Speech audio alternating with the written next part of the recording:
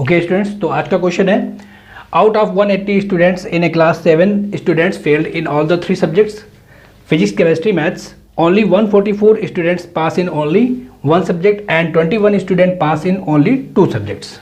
ठीक है, तो 4 क्वेश्चन हम लोगों को इसमें दिए हुए हैं. फाइंड करना है इन्हें हमें. How many students passed in all the 3 subjects, how many student passed in at least 2 subjects, how many student passed in at most 2 subjects but at least 1 subject, how many student passed in at least 1 subject. ठीक है, चलिए इसको solve करते हैं.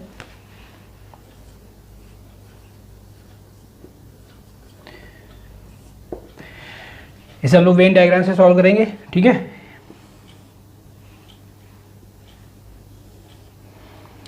Total number of student आपको क्या दिया हुआ है 180. तो इसका मतलब हो जाएगा u इक्वल टू क्या हो जाएगा आपका 180. ठीक, ये फिजिक्स का सेट हो गया, ये केमिस्ट्री का हो गया और ये आपका मैथ का हो गया. फिजिक्स को हम लोग p से रिप्रेजेंट कर देते हैं और केमिस्ट्री को c से रिप्रेजेंट करते हैं और मैथ्स को m से रिप्रेजेंट करते हैं. ये वेन डायग्राम जो दिया हुआ है इसमें इन तीनों सेट में उन कैंडिडेट्स की संख्या को प्रेजेंट करेंगे जो पास हैं. ठीक है, यानी पास कैंडिडेट्स की संख्या को हम लोग यहाँ पे रिप्रेजेंट करेंगे. ठीक है, ओके. ठीक, चलिए तो देखते हैं क्या क्या दिया हुआ है. इसमें ये दिया हुआ है out of 180 student in A class 7 students fail in all the 3 subjects. देखिए 7 स्टूडेंट ऐसे हैं जो सभी में फेल हैं. ना तो वो फिजिक्स में पास हैं, ना ही वो केमिस्ट्री में पास हैं और ना ही वो मैथ में पास हैं. तो यहाँ पे तो देखिए फिजिक्स में, केमिस्ट्री में, मैथ में वे कैंडिडेट आएंगे जो पास हैं. तो जो फेल होंगे, जो कि तीनों में फेल हैं, मतलब ना फिजिक्स में पास हैं और ना ही केमिस्ट्री में पास है, ना ही मैथ में पास हैं, तो वो कहाँ पे आएगा? वो आपका यहाँ पे आएगा. ये आपका जो पोर्शन है, ये जो खाली पोर्शन आपका बचा हुआ है इस बॉक्स के अंदर और सर्किल से बाहर. ठीक, ये वो पोर्शन है जिसमें कि वे स्टूडेंट आएंगे जो तीनों ही सब्जेक्ट में फेल हैं. ठीक है, चलिए अब क्या क्या दिया हुआ है हम लोगों को. Only 144 students pass in only 1 subject. ठीक, मतलब passed in only 1 subject, passed in only 1 subject. अच्छा, जो बच्चे सिर्फ एक सब्जेक्ट में पास हैं इसका मतलब वो सिर्फ 2 सब्जेक्ट में फेल होंगे. ठीक है, फेल्ड इन ओनली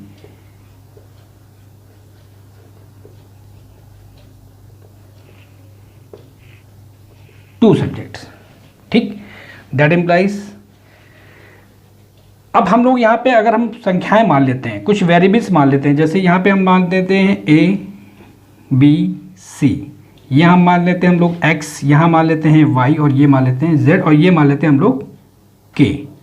ठीक है, तो देखिए a सिर्फ फिजिक्स में पास है, b सिर्फ केमिस्ट्री में पास है, c सिर्फ मैथ में पास है. ठीक है, तो ये पास्ड इन ओनली 1 सब्जेक्ट, सिर्फ एक सब्जेक्ट में पास कैंडिडेट्स कौन कौन से हैं, यानी कि a है, b है और c है. It implies that a plus b plus c equal to कितना हो गया आपका? ये आपको दिया है ओनली 1 सब्जेक्ट में पास 144. इसको हम लोग इक्वेशन नंबर फर्स्ट मान लेते हैं. ठीक, चलिए नेक्स्ट आते हैं. अगला पॉइंट दिया हुआ है 21 student pass in only 2 subject. ठीक है, means passed in only 2 subjects. passed in only 2 subject, सिर्फ 2 सब्जेक्ट में जो पास होंगे इसका मतलब वो एक सब्जेक्ट में फेल होगा, यानी कि failed in only 1 subject, failed in only 1 subject. और ये बराबर कितना दिया हुआ है आपको? ये आपको दिया हुआ है 21. और यहाँ पे क्या हो जाएगा? यहाँ पे आपका आ जाएगा दैट इम्प्लाइज, देखिए 2 सब्जेक्ट में जो पास हैं वो कौन है? x, y और z. x वे बच्चे हैं जो सिर्फ 2 सब्जेक्ट में पास हैं, y सिर्फ 2 सब्जेक्ट में पास है, z सिर्फ 2 सब्जेक्ट में पास हैं. तो इसका मतलब आपका आ जाएगा x plus Y plus z equal to आपका आ जाएगा 21. ठीक, इसको हम क्वेश्चन नंबर 2 मान लेते हैं. ओके, और क्या दिया हुआ है, अब देखिए यहाँ पे के क्या है, के जो तीनों सब्जेक्ट में पास है, पास्ड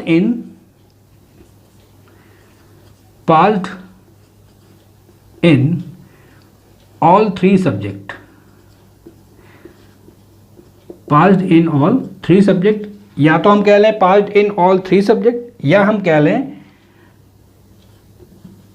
नन कैंडिडेट, कोई भी कैंडिडेट, नन कैंडिडेट फेल इन सब्जेक्ट ईच, PCM मतलब फिजिक्स केमिस्ट्री मैथ किसी में भी वो फेल नहीं है। ठीक है, इसका मतलब हो गया के दैट इज इक्वल टू, ये बराबर आपका आ गया के। क्लियर। अब देखिए none passed in each all the three subject, किसी भी सब्जेक्ट में पास नहीं है, वो कितने होंगे, यानी कि failed in all three subject. यहां पे लिख लेते हैं ऊपर, नन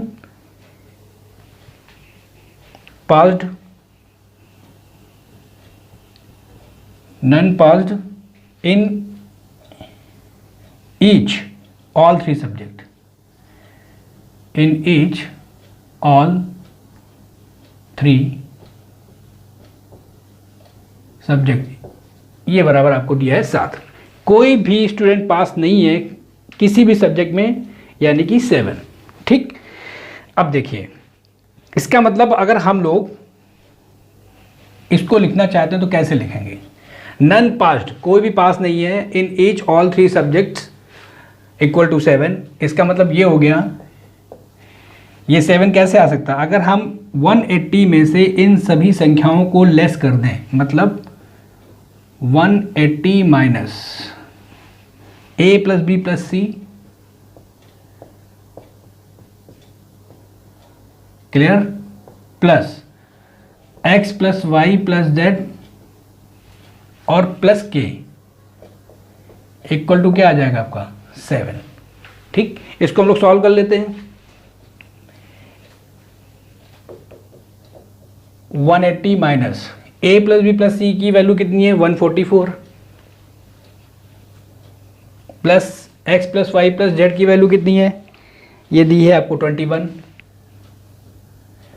प्लस के आपकी वैल्यू यहाँ पे फाइंड हो जाएगी, के की वैल्यू आपकी आ जाएगी, ये आपका आ जाएगा 144 प्लस 21, 180 माइनस 4 प्लस 1 आपका आ जाएगा 5, 4 2 आपका 6, ठीक है, और ये आपका आ गया 1 plus k equal to 7।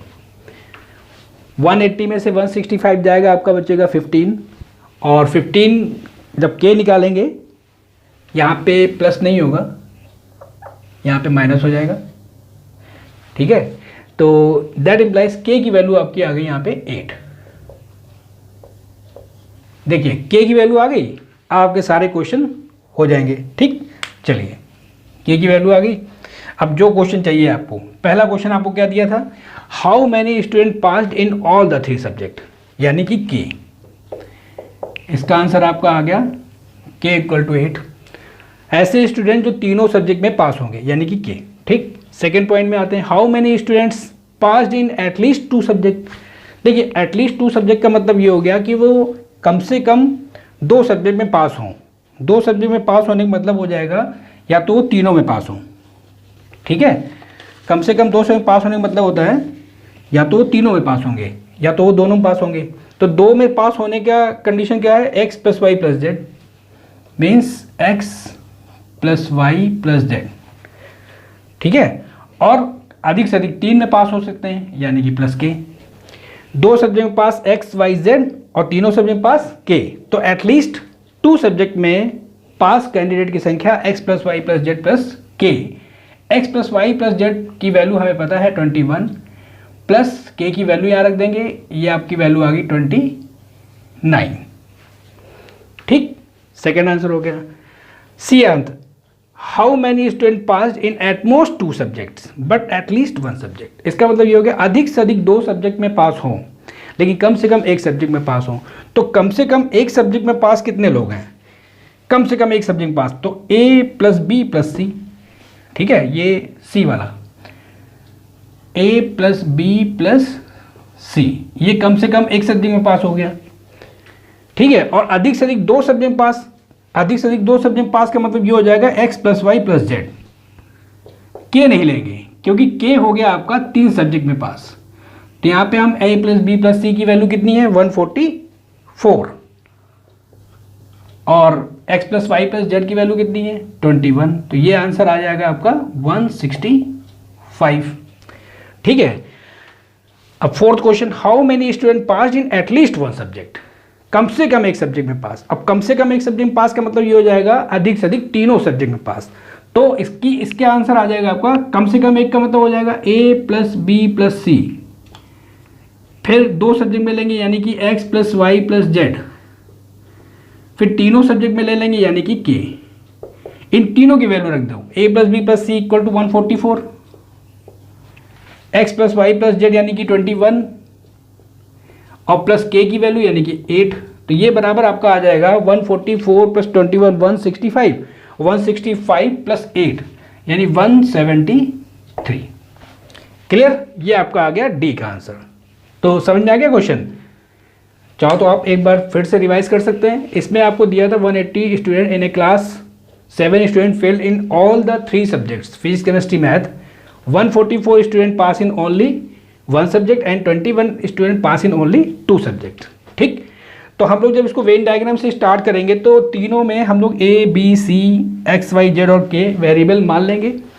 A B C सिर्फ एक सब्जेक्ट में पास है, A सिर्फ फिजिक्स में पास है, B सिर्फ केमिस्ट्री में पास है, C सिर्फ मैथ में पास है।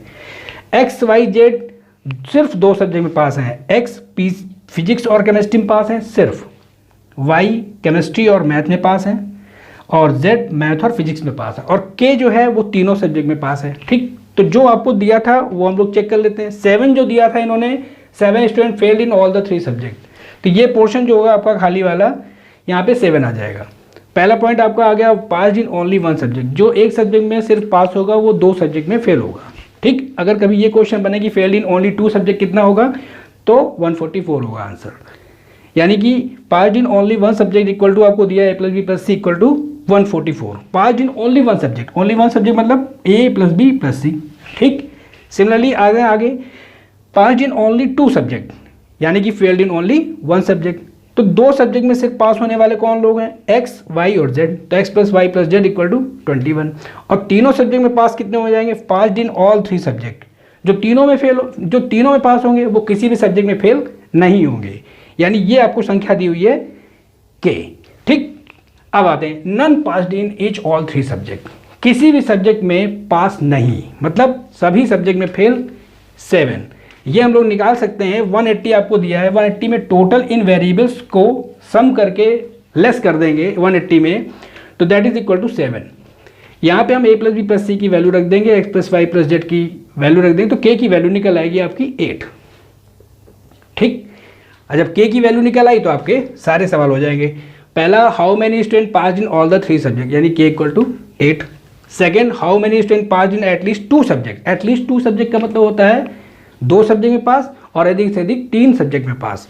तो 2 सब्जेक्ट में पास का वैल्यू हो जाएगा x plus Y plus z और 3 सब्जेक्ट में जो पास है वो है k, तो सबको जोड़ देंगे x plus Y plus z plus k।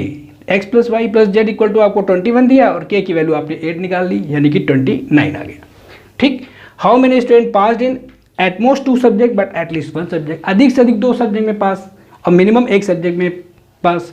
तो अधिक से अधिक 2 सब्जेक्ट में पास और मिनिमम 1 सब्जेक्ट। मिनिमम 1 सब्जेक्ट में देखिए पास है तो a प्लस बी प्लस सी हो जाएगा और अधिक से अधिक 2 सब्जेक्ट में पास तो x plus Y plus z हो जाएगा। दोनों की वैल्यू पुट कर देंगे 144 और 21 इक्वल टू 165, ठीक। How many student pass in at least 1 subject. At least 1 subject का मतलब ये हो जाएगा कि सभी सब्जेक्ट में पास, एक सब्जेक्ट में पास वो भी चाहिए, 2 सब्जेक्ट में पास वो भी चाहिए और तीनों सब्जेक्ट में पास वो भी चाहिए। यानी कि एक सब्जेक्ट में pass a plus B plus c, x plus Y plus z यानी कि 2 सब्जेक्ट और k यानी कि 3 सब्जेक्ट, तो सभी की वैल्यू रख देंगे, यहाँ पे 173 आ जाएगा। ठीक है, क्लियर, आ गया समझ में? ठीक है, तो आज के लिए हम लोग इतने ही रखते हैं। ओके।